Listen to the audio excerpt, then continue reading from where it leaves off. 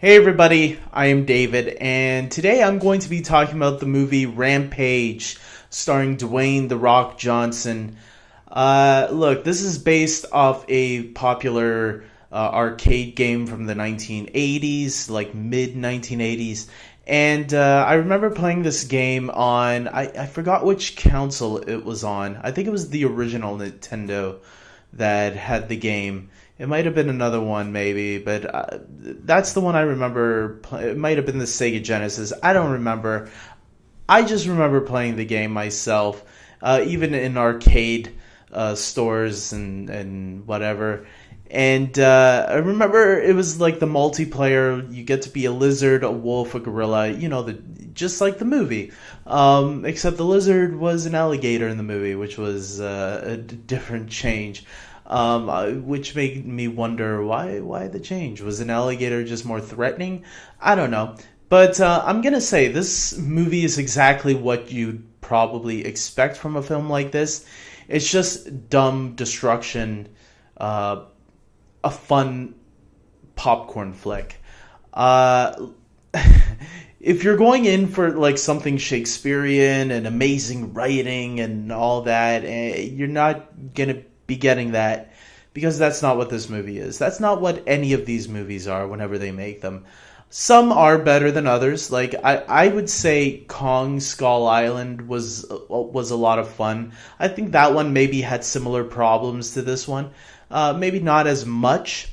I think Godzilla, the 2014 one, was a little slow. The 1998 Godzilla was what it was. Pacific Rim, the first one was fun. The second one, I haven't seen it yet, but I'm hearing it's a step down from the first one. So these giant monster films are hit and miss. But this one, I had a fun time. I'm going to say that. There are problems with it, specifically these two characters, the villains of the movie, that I guess, if you want to call them villains, they were pretty stupid in my opinion. A waste of space in this movie. They were trying to be funny at times, and they weren't. I just found them to be your typical cartoon villains that, for me, didn't work. And actually, whenever they were brought up on screen, I thought they were dreadful, and I thought the movie could have been better without them. Jeffrey Dean Morgan is in this movie, and he's great. I thought he was a lot of fun to be in there. But then his character just kind of is there for the sake of being there, I felt, after the first maybe 30 minutes that we see of him, or 20 minutes that we see of him. After a while, he starts to just, oh yeah, I forgot you were in this movie. Dwayne "The Rock" Johnson is what you come to see this movie for. You're not seeing it for anybody else, really. At the end of the day, all the other characters are really forgettable or just annoying.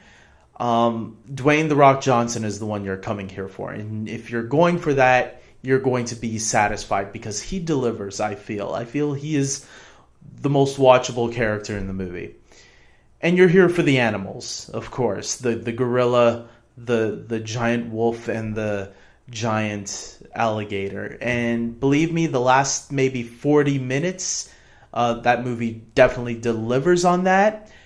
I hear a lot of people trash talking a little bit of the first half of the movie, but I'm gonna say I actually thought the beginning of the movie was getting me on board with it, specifically with the character of George, who is the giant gorilla. I actually do think they got me invested into that character, this creature that is going to play an important part with Dwayne "The Rock" Johnson as his buddy. And you do care for that character. I felt he was the animal that I was like, they better not do anything to harm this guy, this little guy, or big guy.